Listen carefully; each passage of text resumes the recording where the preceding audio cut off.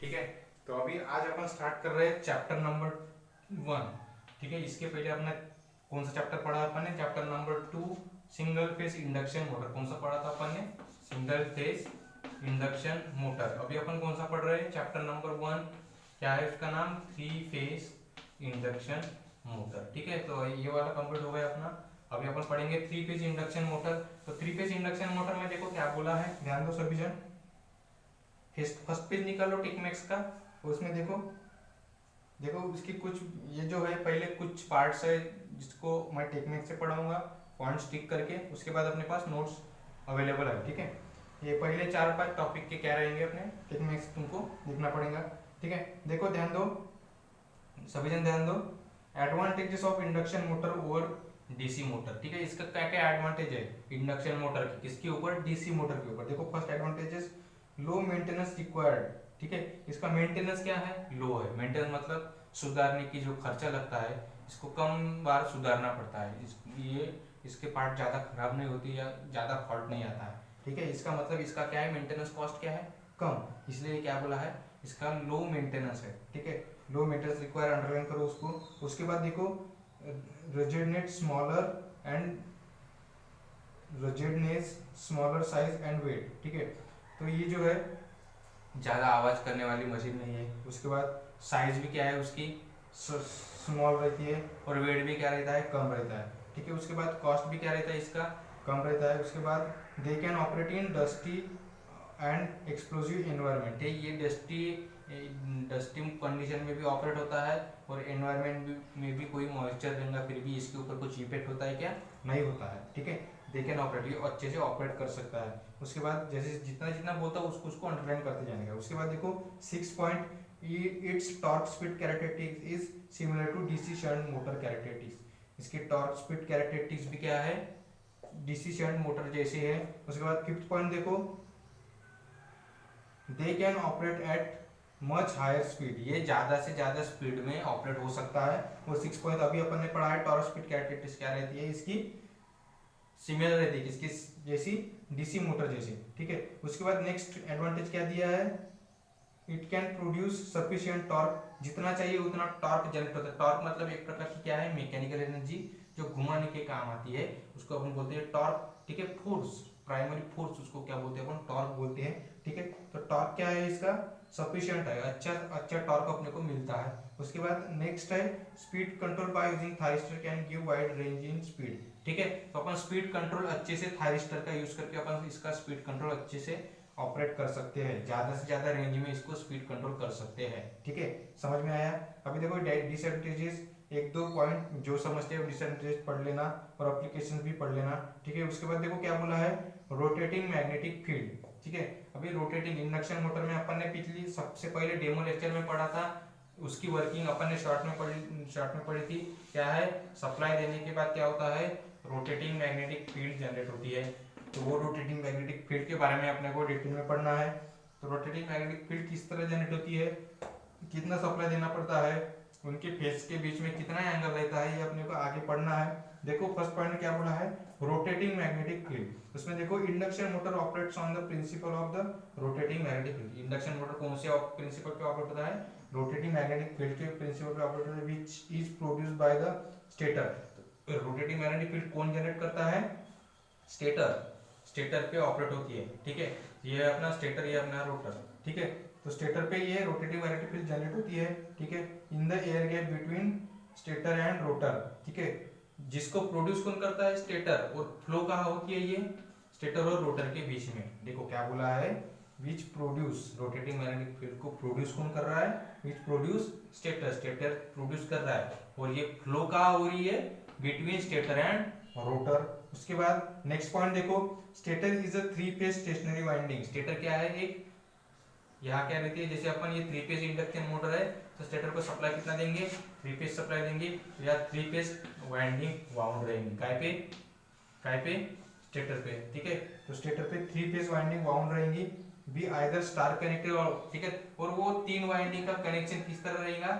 या तो star connection में या तो डेल्टा कनेक्शन में। उसके बाद देखो स्टार कनेक्शन अपने को दिया है डायग्राम में, और नेक्स्ट पेज में देखो डेल्टा कनेक्शन दिया है। ठीक है, उसके बाद देखो नेक्स्ट पेज में next point, whenever AC supply is connected to the stator winding, जैसे ही अपन ये स्टेटर वाइंडिंग को क्या देंगे, AC सप्लाई देंगे, whenever AC supply is connected to the stator winding, ठीक है, the line current IR IY IB start flowing, इसमें से क्या होता है, जैसे देखो तीन पेज है ये R Y B, इसको जब अपन AC सप्लाई देंगे तो इसमें से लाइन करंट फ्लो होना चालू हो जाएगा, IR IY और IB। उसके बाद देखो क्या बोला है, start flowing, note that this line current are phase shifted by 120 degree with respect to each other, इसको अंडरलाइन करो, the line current are phase shifted by 120 degree, इतना अंडरलाइन करो, लाइन करंट के बीच में क्या रहती है, टू ईच अदर, अंडरलाइन करो लास्ट तक, 120 degree with respect to each other, एक में के इसमें क्या रहती है इनका फेज डिफरेंस, जैसे देखो आई आर और आई आर के बीच में 120 डिग्री का फेज डिस्प्लेसमेंट रहेगा, आई वाई और आई बी के बीच में 120 डिग्री फेज डिफरेंस रहेगा, आई आर और आई बी के बीच में 120 डिग्री का फेज डिफरेंस रहेगा, ठीक है। तो ये इंपॉर्टेंट चीज है, इन तीनों के बीच में फेज डिफरेंस कितना रहता है, 120 डिग्री, ठीक है। उसके बाद देखो, due to each line current a sinusoidal flux is produce, हर एक लाइन करंट के कारण क्या होता है, एक साइनोसॉइडल फ्लक्स जनरेट होता है, ठीक है। साइनोसॉइडल फ्लक्स मतलब एक साइनोसॉइडल वेवफॉर्म जनरेट होती है, इसकी एक वेवफॉर्म रहेगी आई आर की, उसके बाद आई वाई की एक वेवफॉर्म रहेगी और आई बी की एक वेवफॉर्म रहेगी, ठीक है। तो तीनों की वेवफॉर्म, लेकिन तीनों की वेवफॉर्म किस तरह रहेगी, साइनोसॉइडल, साइनोसॉइडल मतलब अल्टरनेटिव, ठीक है, प्लस माइनस जिसमें जाता है, plus minus plus minus plus minus, इसको क्या बोलते हैं अपन, साइनोसॉइडल नेचर बोलते हैं, ठीक है। तो साइनोसॉइडल वेवफॉर्म अपनी जनरेट हो रही है, हर एक लाइन करंट की अलग अलग साइनोसॉइडल वेवफॉर्म जनरेट होती है, ठीक है। Due to each line current sinusoidal flux is produce in the air gap, this fluxes have same frequency, लेकिन तीनों की भी करंट की, तीनों के भी देखो, due to each line current sinusoidal flux, हर एक लाइन करंट के कारण हर एक साइनोसॉइडल फ्लक्स जनरेट होता है, I R phi R phi Y phi B, तीनों करंट के कारण तीनों फ्लक्स क्या होते हैं जनरेट, तीनों फ्लक्स साइनोसॉइडल नेचर के जनरेट होते हैं, और तीनों की भी फ्रीक्वेंसी क्या रहती है, सेम रहती है, 50 हर्ट्ज 50 हर्ट्ज 50 हर्ट्ज, तीनों की भी फ्रीक्वेंसी क्या रहेगी, सेम रहेगी, ठीक है। और and they are 120 degree displace, और तीनों एक में से क्या रहती है, 120 डिग्री डिस्प्लेसमेंट रहती है, तीनों एक में से 120 डिग्री क्या होते हैं, डिस्प्लेस होते हैं। उसके बाद देखो क्या बोला है, let the flux produce by the line current I R be phi R, ठीक है। तो आई आर ने कितना फ्लक्स जनरेट किया, फाई आर जनरेट किया, ठीक है। That produce phi Y phi, that produce by I Y be phi Y, ठीक है। आई वाई ने क्या जनरेट किया, फाई वाई जनरेट किया, और उसके बाद and produce I B be phi B, और आई बी ने कितना जनरेट किया, आई बी ने फाई बी जनरेट किया। उसके बाद देखो क्या बोला है, mathematically they are represented at follow, अब तीनों का मैथमेटिकल रिप्रेजेंटेशन किस तरह है, देखो फाई आर का मैथमेटिकल रिप्रेजेंटेशन क्या है, फाई आर का mathematical phi M sine omega T, phi M sine omega T, ठीक है। अभी phi M sine omega T, इसको अपन,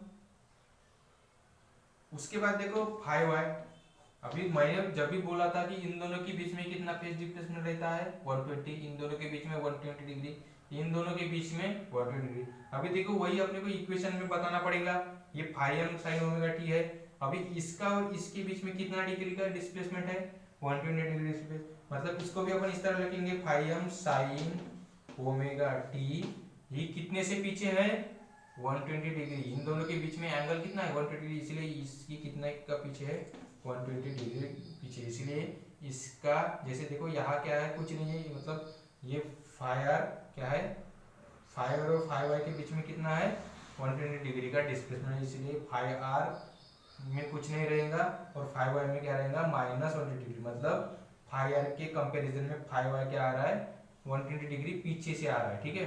उसके बाद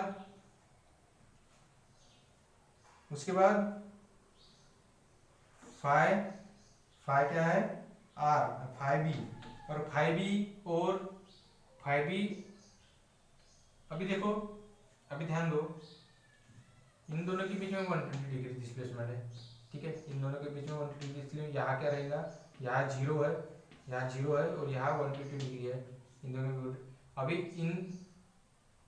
अभी ध्यान दो,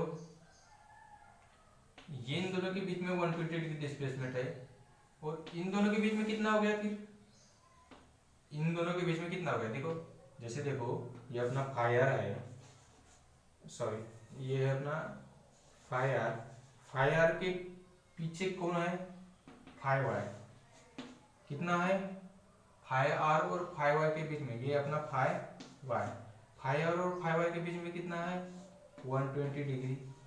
उसके बाद 5i और 5b के बीच में कितना है 120 डिग्री, ये हो गया अपना 5b। इन दोनों के बीच में कितना है 120 डिग्री, 120 डिग्री।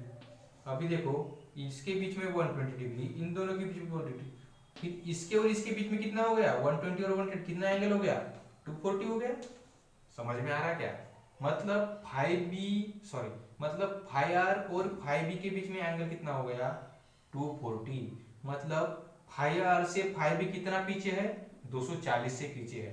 जैसे 5r से 5y कितना पीछे था 120, 5y से 5b कितना पीछे था 120, 5r से 5b कितना पीछे है 240, इसीलिए यहाँ क्या रहेगा 5m sin omega t minus 240।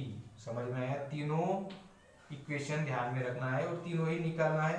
देखो यहाँ और थीटा के टर्म में भी दिया है इक्वेशन, जैसे देखो यहाँ कुछ नहीं है, मतलब अपन यहाँ ओमेगा टी की जगह अपन क्या लिख सकते हैं, यहाँ ओमेगा टी की जगह थीटा भी लिख सकते हैं, इसकी जगह भी थीटा लिख सकते हैं, यहाँ भी थीटा लिखा तो भी चलेगा, सॉरी ये थीटा है, थीटा यहाँ भी थीटा लिख सकते हो और यहाँ भी थीटा लिख सकते हो। अपन एक ही इसमें लिखेंगे 5m sin omega T, 5m sin omega T minus 5m sin omega T minus 120, ठीक है। उसके बाद और फिर और इससे ये क्या हो जाता है 120 और 120 कितना हो जाता है 240, 120 240, इसलिए ये रहेगा माइनस 240 पे। समझ में आ गया तीनों इक्वेशन, इससे देखो इससे ये 120, ठीक है। उसके बाद इससे ये कितना है 120